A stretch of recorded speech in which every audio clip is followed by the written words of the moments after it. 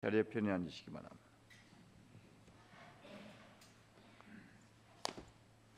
그 무덥던 여름은 어디 갔나요? 다 잊어버렸어요.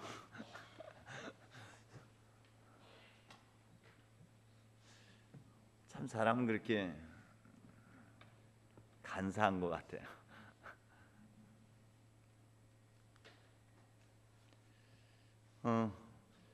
이제 얼마 안 남았는데 수능 시험 다가오고 있습니다. 학생들도 그렇고 학부모님들도 그렇고 많이 긴장하고 있을 텐데 위에서 기도해 주시고요. 다음 주일 다가오는 13일 11월 둘째 주일 날은 수능 시험을 보는 사람들을 위한 특별 기원 성찬예로서 봉헌하고자 합니다. 자녀들 혹시 고3 수험생들을 두고 있는 분들은 같이 참여하셔서 함께 축복하고 하늘 앞에 기도를 같이 바칠 수 있는 은혜가 있었으면 좋겠습니다. 요즘 백화점이 한참 들썩이는데 그것은 할로윈 데이 때문에 들썩이죠. 며칠 전에 뉴스를 보니까 백화점에만 성탄이 있고 백화점에만 이 할로윈 데이가 있는 것 같아요. 여러분들은 모르죠? 그게 뭔지. 귀신 복장하고 뭐 도깨비 복장하고 하는 것들. 그 유래는 켈트 영성, 우리 성공회의 뿌리를 두고 있는 켈트 영성에서부터 그 문화에서부터 출발된 거고요. 우리 성공의 켈트 영성은 그 초기부터 그 시대의 그 문화들을 배척하지 않고 그것에 세례를 주고 그것을 기독교화 시켜서 활용해 왔습니다. 예를 들어서 지난번에 같이 우리 대성당하고 강화읍 성당을 함께 순례를 했는데요. 대성당도 로마네스크 양식이지만 한국 건축 양식이 접목이 돼서 건축을 하였고요.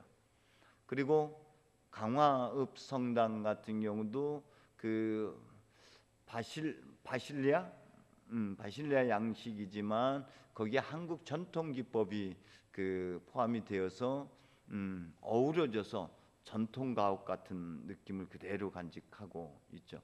거기 같이 가서 보셨지만 참 이게 성공회다라는 것을 한눈에 이렇게 그 그림으로 보여주는 것이 들어가면서 오른쪽에 있는 큰 나무는 여러분 불교를 대표하는 보리수 나무가 있고요. 왼편에 큰 나무가 있었는데 몇 년 전에 태풍으로 쓰러져 버렸어요.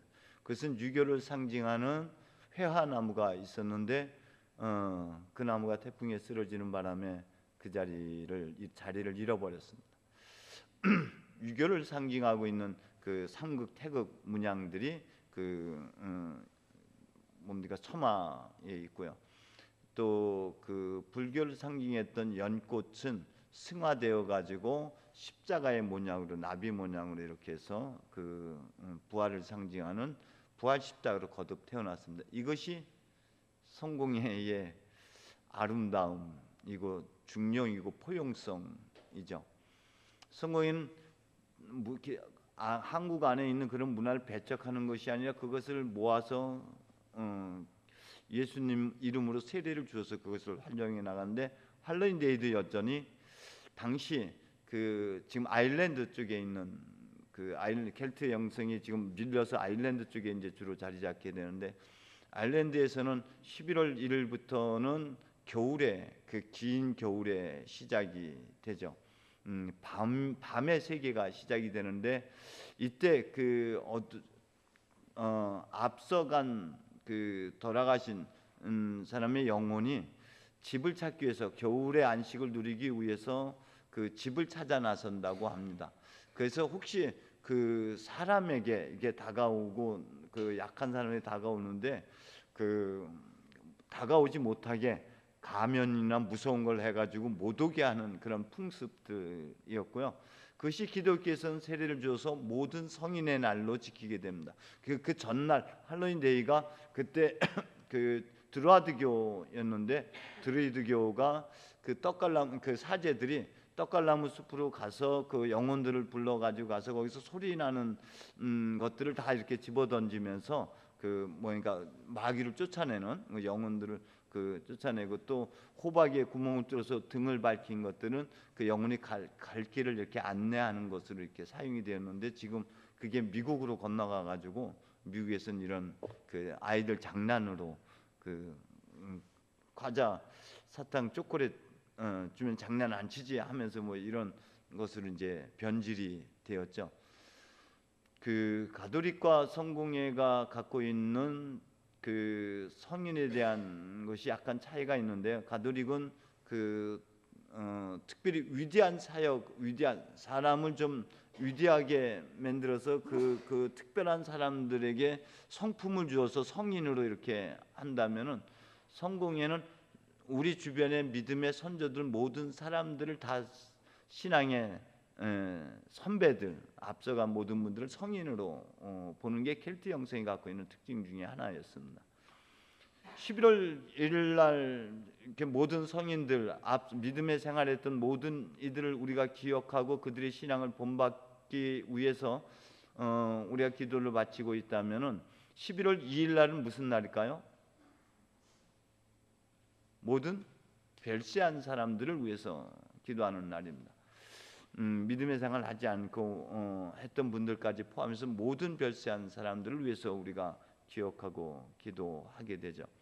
우리가 이렇게 그 매주 성찬예 때마다 별세자를 우리가 기억하고 그들을 위해서 기도를 바쳐드리고요. 그리고 이렇게 특별하게 또 성인들 앞서간 모든 믿음의 선조들 그리고 별세한 모든 사람들을 기억하고 기념합니다. 아침 저녁으로 바쳐진 여러분 조만도의 마지막에도 별세한 신자를 기억하면서 마무리를 짓고 있습니다.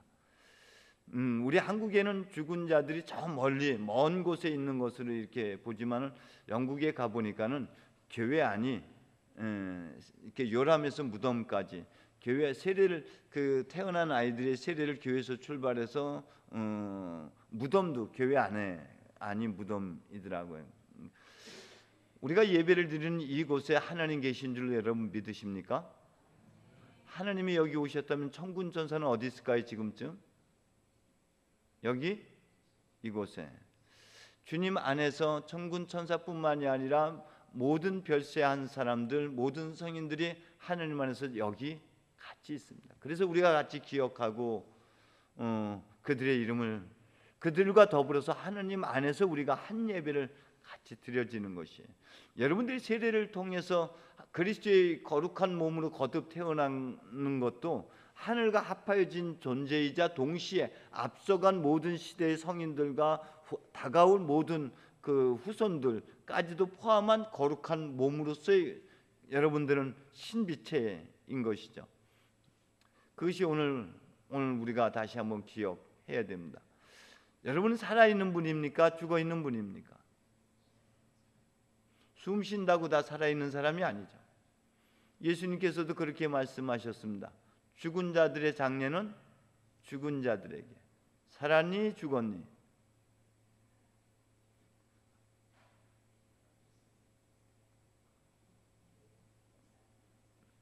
우리가 이렇게 죽은 자들을 기억하면서 우리의 신앙을 다시 한번 되새겨야 되고요. 우리 앞서간 모든 분들도 여러분들과 동일하게 그들도 유혹 받았고요. 그들도 절망하고 그들도 좌절했던 아픔들을 동일하게 겪었습니다. 그런데 그들은 그 유혹을 그 절망을 넘어서는 은혜를 경험했었죠. 저와 여러분들도 우리에게 수많은 유혹이 다가올 겁니다. 우리에게 수많은 좌절과 어려움을 경험하게 될 겁니다. 하지만 그것을 넘어서는 은혜가 있었으면 좋겠습니다. 세 분만 넘어서기를 바랍니다. 안 넘어서도 괜찮습니다. 여러분 저는 요즘 다가오는 주일이 우리가 추수감사주일을 기억하게 되죠. 그 며칠 전에 어느 분하고 이렇게 전화 통화를 하면서 과연 우리 교회가 얼마나 변화되고 있는지 이렇게 살폈는데 교회 변화가 분명히 있는 건 사실입니다. 맞습니까? 우리 안양교회가 분명히 변화되고 있고 분명히 성령의 바람이 불고 있음을 저는 감지하고 있습니다. 앞으로도 그 바람은 점점 더 거세질 줄로 믿습니다. 그러나 성령의 역사가 있는 곳에는 반드시 어둠의 역사도 같이 동시적으로 있다는 것을 여러분 기억하셔서 언제나 우리가 서 있을 때 넘어질 것을 조심해야 되는 것이죠. 더욱 온유와 겸손으로 우리가 기도에 정진해 나가야만 됩니다. 기도에 정진해 나갈 때 여러분 새벽 기도가 요즘 뜸해졌어요. 이 새벽 기도를 여러분 드린다는 것은 단순히 아침에 일찍 일어나는 것 힘들고 여러분 여러 가지 어려울 겁니다만은 이것이 여러분의 삶의 태도를 분명히 바꿔놓는 건 사실입니다. 율법을 넘어서 복음으로 넘어가는데 여러분 군인들이 제식 훈련을 하고 있는 것들은 그것이 훌륭한 군인을 만드는 아무것도 아닌 것 같지만 그것이 결국은 훌륭한 군인을 만들어내듯이요. 여러분 율법에 충실할 때 율법을 넘어서 복음의 삶을 살아내는 것입니다. 때문에 우리가 신앙적인 외적인 훈련들 우리가 바치는 모든 것들은 차츰 하나씩 훈련하고 준비해 나가는 것들이 필요한 것이죠. 때문에 여러분 새벽 기도도 여러분 삶의 상당 부분 전환점을 가져다 주는 계기가 될 것이고 동일하게 이제 여러분들 자신을 바치는 것 중에 하나가 뭐냐면은 우리가 이 예물을 바칠 때 여러분 자신도 같이 바쳐드리는데 우리 교회가 아직 잘 안 되는 거. 안양교회는 정말 신비해요. 그런데 안양교회가 망하지 않고 있다는 것도 그건 하나님이 살아계시다는 거죠. 왜냐하면 여러분들이 11조 생활을 거의 안 하고 있다는 거예요. 소수에 불과하다는 겁니다. 감사 생활 진짜 안 해요. 그런데 어떻게 이 교회가 살아가고 있는지 살림을 해나가고 있는지 모르겠어요. 여러분 신앙의 결단에서 11조 생활 반드시 하셔야 됩니다. 그래야지만 여러분이 그걸 넘어서 축복의 통로를 넓고 들어가게 돼요. 여러분들이 감사 생활, 절기 감사 분명히 할 수 있어야 됩니다. 그래야지 하나님의 축복. 제가 강화에 있으면서 제일 먼저 받은 충격 중에 하나가 성공회와 감리교회 목사의 차이 그리고 그 교회의 차이가 뭔지를 분명하게 본 게 성공회 신부님들은 헌금 얘기를 절대 교회에서 하지 않는 게 아니라 못한다. 감리교 목사님들은 설교 얘기를 굉장히 많이 크게 강조한다. 근데 그분들은 성공회 신부님들한테 굉장히 강하게 질타를 하면서 왜 교인들이 축복의 통로를 가로막고 왜 축복의 통로를 열어주지 않느냐는 거예요. 11조 생활은 마음이 입술로만 고백하는 삶에서 몸으로 고백하는 삶으로 나가게 해준다는 거예요. 그 몸의 삶이 여러분들을 진짜 신앙인으로 만들어 가게 하고 축복의 통로를 넓혀간다는 겁니다. 진짜인지 아닌지 저는 송산교회에서 실험을 해봤어요. 제가 당시 심우했던 때가 90년 후반부터 시작해 91년도부터 96년도 초반까지 제가 있었습니다. 교구 이외 자료를 보면 여러분들이 확실하게 알 겁니다. 그 자료에 보면 감사 생활이 여느 교회보다 훨씬 많아졌고요. 11조가 농촌에서 11조 생활 11조가 다른 교회 여타의 교회에 비해 훨씬 높아진 것을 그래프를 통해서도 여러분 알 수 있을 거예요. 그 11조 해가지고 연말 결산해서 안 되면 되돌려 주겠다 그랬는데 되돌려 받은 사람은 없습니다. 감사 생활이 많아진 것은 하나하나가 모든 게 다 감사는 넘치니까 어쨌건 돼지 그걸 뭐라 그래? 돼지 새끼가 17마리가 났어. 한 마리가. 그걸 양자 보낸다 그러지. 양자. 뭐 그런 기도 제목도 이루어지고요. 놀라운 일들이 일어나더라고요. 그래서 목사님들이 그렇게 얘기하고 감리교 신자들은 주일날 쉬면서 일해도 부자가 되는데 성공의 신자들은 주일 안 지키고 열심히 일해도 헥헥거리고 살더라. 그게 그거였구나 하는 것을 알게 돼요. 성공의 신자들은 토요일이고 주일이고 어쨌건 주일 예배는 하나님이 이해하실 거야 하면서 부주하라 잔치집에 가고 농사지라 나가고 그 내리교회를 쓱 지나가는데 주일날 양복 입고 가는 분은 감리교 교인이고 주일날 논에서 일하는 사람은 성공의 신자예요. 우린 입술만 애헴했지 진짜 몸으로 투신하는 삶이 없었기 때문에 과거 우리 믿음의 선조들도 우리와 동일하게 유혹을 받았습니다. 하지만 그들은 그걸 이겨나갔죠. 여러분, 우리 삶에서 피해갈 수 없는 것은 고난이라는 거예요. 그런데 하나님은 그 고난을 통해서 우리를 빚어가신다는 사실입니다. 성경은 분명히 그렇게 얘기하고 있습니다. 그리스도도 고난을 통해서 영광에 이르렀고 그리스도도 고난을 통해서 복종하는 법을 배웠다고 성경은 기록하고 있습니다. 성경은 고난을 세상 사람들과 다른 관점에서 봅니다. 이스라엘 백성들이 하나님께서 우리를 이렇게 힘들게 하는 거야, 하나님께서 우리를 벌 주는 거야 라고 생각했을 때 하나님은 아니, 그것은 나의 또 다른 사랑이고 또 다른 빚음의 손길이야 라고 표현하고 있어요.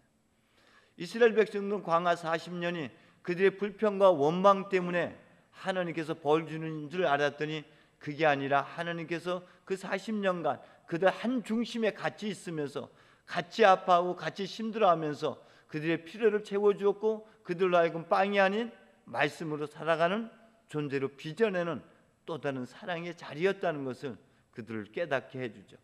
그것은 곱씹을 때 그런 은혜를 경험하게 됩니다.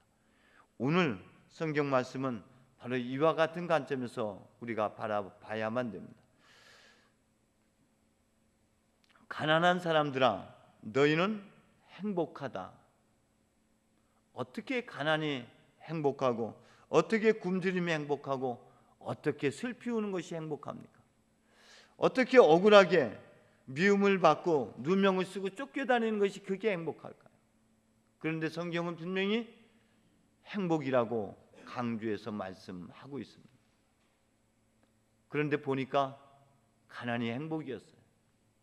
배고픔이 행복이었고 울음이 여러분 행복이었다는 거예요. 가난은 육체적인 가난만을 의미하는 것이 아닙니다. 물질적인 가난만을 의미하는 것이 아닙니다. 전부의 가난이에요. 전체적인 가난을 얘기하죠. 이 가난은 이렇게 표현하고 있습니다. 하나님께서 나를 버리셨다. 하나님께서 나를 잊어버리셨다고 하는 자리입니다. 하나님, 저는 어수룩하게도 하나님 꿰매 넘어갔습니다. 주님의 억지에 말려들고 말았습니다. 그래서 날마다 웃음거리가 되고 조롱거리가 되고 놀림감이 되었습니다. 다시는 주의 이름을 입 밖에 내지 말자, 주님의 이름으로 하던 말을 이제 그만두자 하는 그 절망의 자리, 절규의 자리가 가난의 자리입니다. 욥은 이렇게 표현합니다. 내가 어찌하여 못해서 죽지 아니하였으며 나오면서 숨지지 아니하였는가? 어찌하여 나를 받을 무릎이 있었고 어찌하여 내가 빨 젖이 있었던가 하며 죽지 못해 죽음이 다가오지 않는 것을 탄식하는 이 자리가 가난이에요. 철저하게 의지하고 희망이란 걸 찾아볼 수 없는 이 절규하는 자리가 가난이에요. 그런데 어떻게 이 자리가 행복의 자리가 되고 이 자리가 기쁨의 자리가 됩니다? 하나님은 그 죽음의 자리에서 부활을 빚어내시는 분입니다. 하나님은 깊은 어둠 속에서 빛을 빚어내시는 분입니다. 어둠을 향하여 빛이 생겨라 하며 빛이 생겨났습니다. 이사야서 9장은 이렇게 표현합니다. 어둠 속을 헤매는 백성이 큰 빛을 볼 것입니다. 캄캄한 땅의 사람들에게 빛이 비춰올 것입니다. 오늘 다니엘서를 여러분 읽었습니다. 다니엘서가 수많은 아픔의 역사가 이어지고 그 끝이 무슨 나라예요? 그 끝이 하나님의 나라가 이어지는 거예요. 고난의 끝은 행복이라는 것이.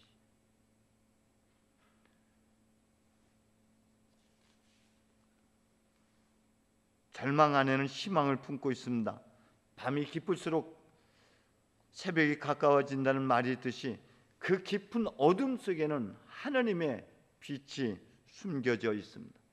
예레미야가 절규하는 그 순간에 그 불은, 그 빛은 그 가슴 안에 타오르기 시작합니다. 바로 그 절규의 순간 뼛속에 갇혀있던 주의 말씀이 심장 속에서 불처럼 타올라 견디다 못해 저는 손을 들고 맙니다. 이런 고백을 합니다. 깊은 어둠 속에 새벽 4시에 물 위를 걸어서 다가오시는 예수님이 있습니다. 여러분, 이 가난이 빚어내는 것이 정결과 순명이에요. 이 가난한 중에 이 뜨거운 불이 그를 태워버리고 그를 정화시켜버려요. 이사야가 그 죄의 절규 속에서 그는 그 불 속에서 치유받고 회복되고 주여 제가 여기 있나이다 했던 것처럼, 저를 보내십시오 했던 것처럼, 예레미야가 절규 속에서 다시금 그 뜨거운 불에 견디다 못해 손을 들고 그 길을 갈 수 있었던 것처럼,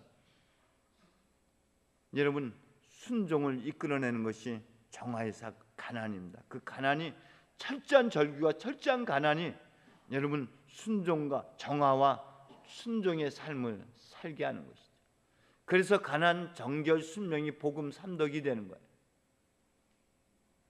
그런데 그것은 뭐 할 때만, 깊이 곱씹고 새겨볼 때만, 아, 그게 하나님의 은혜였네. 제가 서인천교회를 2번 건축했는데요, 첫 번째 건축한다고 계약서를 쓰는 순간부터 물을 넘길 수가 없었어요. 왜냐하면 저희가 갖고 있는 재산은 1억밖에 없었는데요, 건축 땅 매입이 2억 7천이고 건축비가 약 2억 정도를 예상했어요.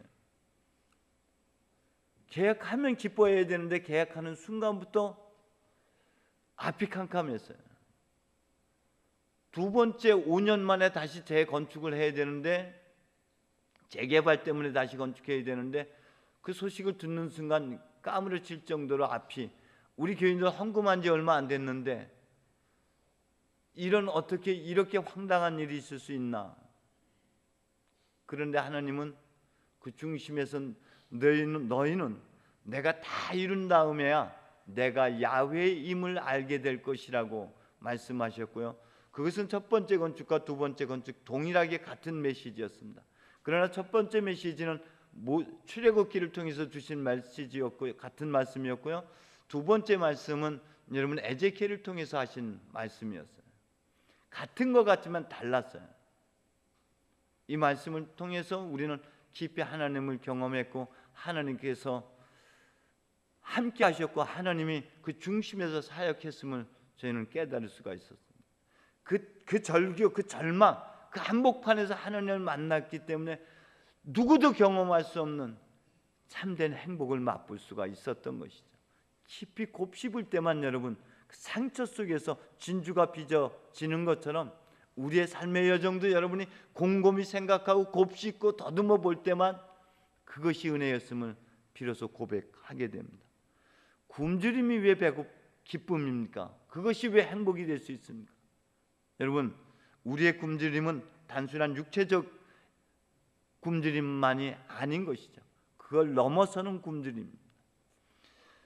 양식이 없어 배고픈 것들이 아니고 물이 없어 목마른 것이 아니라 야훼의 말씀을 들을 수 없어 굶주린 것이라고 아모스가 말하고 있는 것처럼, 사람이 빵만으로 사는 것이 아니라 말씀으로 말미암아 사는 것이라고 말씀하셨던 것처럼, 우리는 육신에 머물러 있는 존재가 아니라 육과 영이 함께 합하여진 존재들입니다. 때문에 여러분, 우리는 하나님의 말씀 없이 굶주림을 해결할 수가 없어요. 5,000명을 먹인 기적 사건이 있고 4,000명을 먹인 기적 사건이 있습니다. 5,000명을 먹인 기적 사건에서는 성탄 작업이에요. 그것은 단순히 빵을 먹인 것이 아니라 하나님께서 그들의 눈뜨게 하기 위해서 말씀과 교훈과 가르침을 통해서 비로소 내가 누구인지를 깨닫게 하는 그런 사건의 말씀의 빵이었던 것이죠. 그래서 그들에게는 측은지심이 뭐였냐면은, 측은지심의 발로가 어디서 출발됐냐면은 길 잃어버린 목자 없는 양들 같아서요. 나를 잃어버린 그들로 하여금 나를 찾아주기 위해서 그 말씀의 빵을 통해서 비로소 내가 누구인지를 알게 해줬죠. 그래서 여러분, 예수님께서 세례 받으실 때 하늘로부터 들려진 그 소리입니다. 이는 내 사랑하는 자, 내 기뻐하는 자라는 위로의 말씀이 그로 하여금 성탄을 이루게 만들었다면, 4,000명을 먹인 기적 사건에서는 저들이 길 가다가 쓰러질까 봐, 지쳐 넘어질까 봐 그런 측은지심의 발로로부터 출발이 됩니다. 엘리야도 길 가다가 넘어졌고 쓰러졌습니다. 그때 구운 과자를 가져다가 그를 먹이시고 그에게 다시 힘을 내서 그 길을 가게 하셨던 하나님.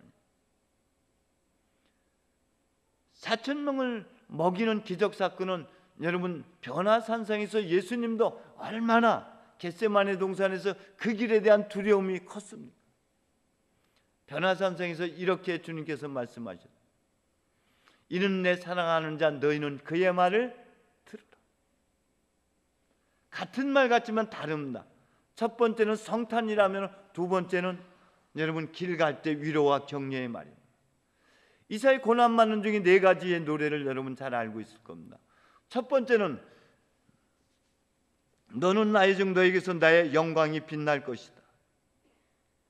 나는 너를 만국의 빛으로 세운다는 정체성을 갖게 하는 말씀이라면, 둘째 노래에서는 난 헛수고만 하였다 공연히 힘만 빼었다 할 때에 하나님께서 내 품삯을 셈해 주시고 하나님께서 나를 귀엽게 보시고 나의 힘이 되신다. 셋째 노래에서도 그렇게 말씀하십니다. 난 조금도 부끄러울 것 없다. 하나님이 나를 알아주고 하나님이 나를 인정해 주는데, 이 말이 예수도 길 가게 했던 것처럼 여러분 우리의 배고픔은 하나님의 말씀을 통해서만 우리가 그 배고픔을 해결받고 다시 쇠약한 무릎을 일으켜 세우고 길을 갈 수 있게 하는 것이죠. 여러분 한번 깊이 생각해 보십시오. 하나님께서는 여러분이 지쳐 넘어질 때마다 다시 이렇게 세워주셨던 그분의 말씀이 있었습니다.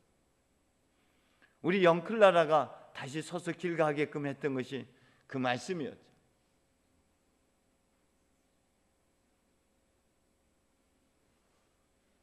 비로소 여기서 생겨나는 것이 이 굶주림에서 생겨난 것이 믿음, 소망, 사랑. 하나님이 나에게 내가 너를 이렇게 기대하고 있어. 너야말로 만국의 빛이야. 내가 너를 돕는다. 내가 너와 함께한다. 내가 너만을 믿는다. 이 말씀으로 내 안에 믿음이 생겨나는 것이고요, 내 안에 소망이 생겨나고 내 안에 비로소 나를 사랑할 수 있는 그 뜨거움이 생겨나는 것이죠. 울며 울며 가야 하는 길이 있죠. 예루살렘을 향해서 갈 때에 나를 위하여 울지 말고 너희를 위하여 울라고 예수님께서 말씀하셨습니다. 메세베스를 향하던 두 어미소가 눈물을 흘리면서도 좌로나 우로나 치우치지 않았다고 했습니다. 예수님도 눈물을 삭이면서 좌로나 우로나 치우치지 아니하고 겟세마네 동산에서 그 고통과 그 두려움과 그 번민 속에서도 내 뜻대로 마시고 아버지 뜻대로 하옵소서 하면서 눈물을 새기면서 눈물 젖은 빵을 먹어가면서 하나님의 말씀으로 통해서 힘을 얻고 위로를 받아가면서 그 길을 갔던 것이죠. 그 길 끝에서 다 이루었다. 그때 성경은 이렇게 전하고 있습니다. 마태와 마르코에서는 큰 소리를 지르고 숨을 거두셨다라고 표현하고 있습니다. 그것을 크게 웃으시며 돌아가셨다라고 하면은 사람들이 어떻게 반응할까요? 그런데 여러분 예수님께서 그림 칙칙칙하면서 호탕하게 웃으시는 그 예수님의 얼굴을 보신 적이 있죠? 호탕하게 웃으시는 그 예수님의 그 얼굴은 여러분 십자가 위에서 요한복음에 따르면 다 이루었다 하면서 환하게 웃는 박장대소하는 그 웃음입니다. 사도 바울이 그렇게 표현합니다. 난 달릴 길을 다 달렸다. 이제 나는 멸류관만 바라보고. 그 박장대소를 여러분도 함께 웃으셨으면 좋겠습니다. 하나님의 웃음 안에서 함께 웃을 수 있는 다 이루었다. 여러분 그런데 분명 거기 안에는 깊은 눈물이 있어요.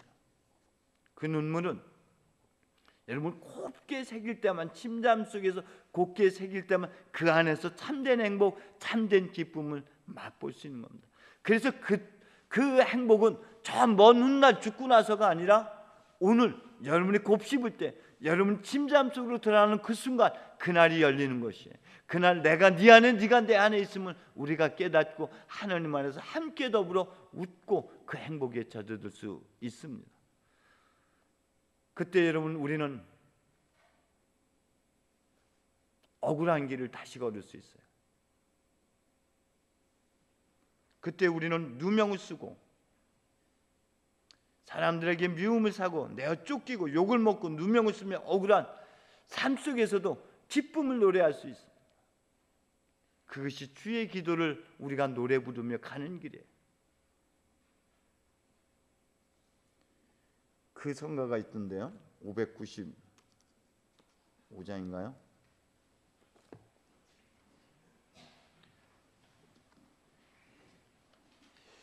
2절입니다.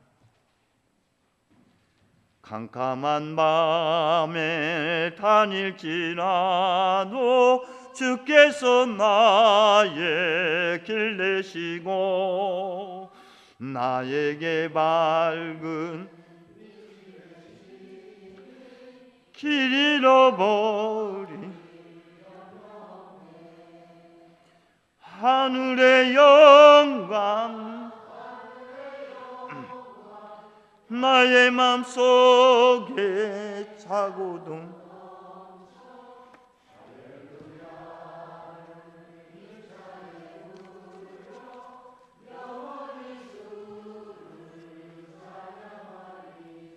기도하겠습니다.